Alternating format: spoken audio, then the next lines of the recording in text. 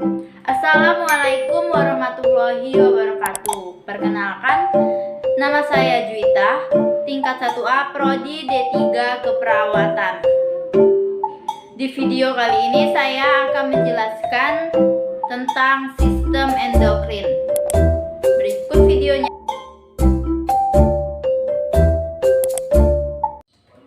Baiklah, langsung saja masuk ke pengertian dan fungsi sistem endokrin.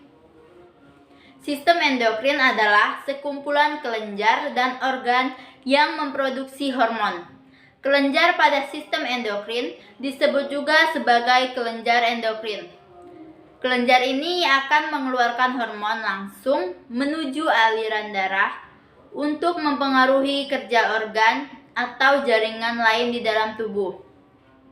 Banyaknya organ dan juga jaringan yang kerjanya dipengaruhi oleh sistem endokrin. Fungsi dari sistem endokrin juga beragam. Secara umum, sistem endokrin bertanggung jawab untuk mengatur berbagai fungsi tubuh melalui pelepasan hormon seperti metabolisme, tumbuh kembang, fungsi dan reproduksi seksual, tekanan darah, nafsu makan, dan siklus tidur. Bagian-bagian dari sistem endokrin yaitu yang pertama ada hipofisis atau pituitari. Kelenjar hipofisis merupakan kelenjar endokrin yang terbesar. Kelenjar ini disebut master of gland karena mempengaruhi aktivitas kelenjar yang lain.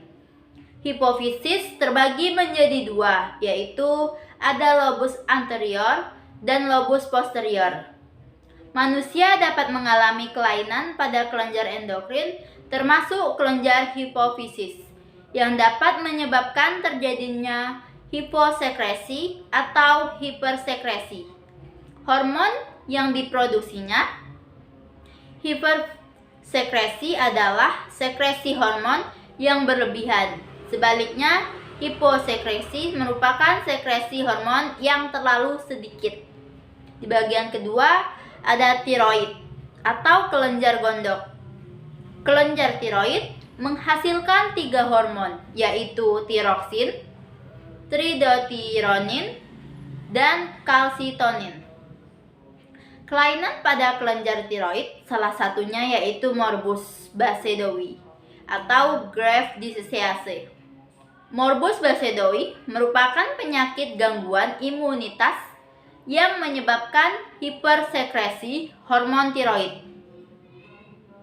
Di bagian ketiga ada paratiroid atau kelenjar anak gondok. Kelenjar paratiroid hanya menyekresi satu hormon saja, yaitu paratohormon. Paratohormon berfungsi mengendalikan kadar kalsium dalam darah.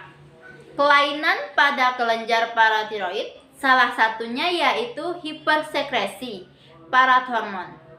Hipersekresi paratohormon memicu pelepasan kalsium dari tulang ke darah sehingga kadar kalsium darah menjadi tinggi, namun tulang menjadi rapuh. Di bagian selanjutnya itu ada adrenal atau suprarenalis atau kelenjar anak ginjal. Kelenjar adrenal terdiri atas 2 bagian, yaitu bagian kulit, korteks, dan bagian dalam medula.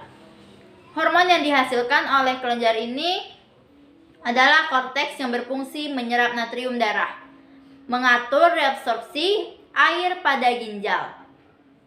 Dan di bagian kedua ada medula yang berfungsi mengubah glikogen dalam otot menjadi glukosa dalam darah. Kelainan pada kelenjar adrenal salah satunya yaitu virilisme. Virilisme ditandai dengan tumbuhnya rambut wajah atau kumis atau jenggot.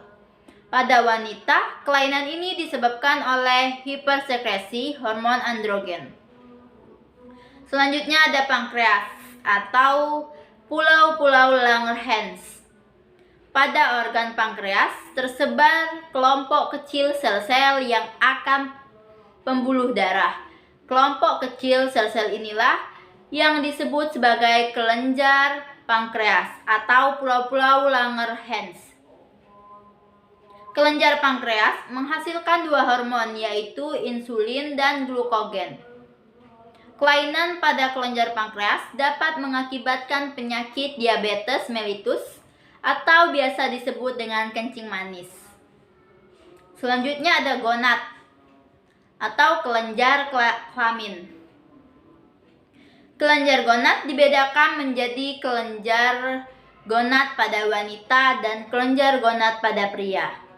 Kelenjar gonad pada wanita yaitu ovarium, sedangkan kelenjar gonad pada pria yaitu testis.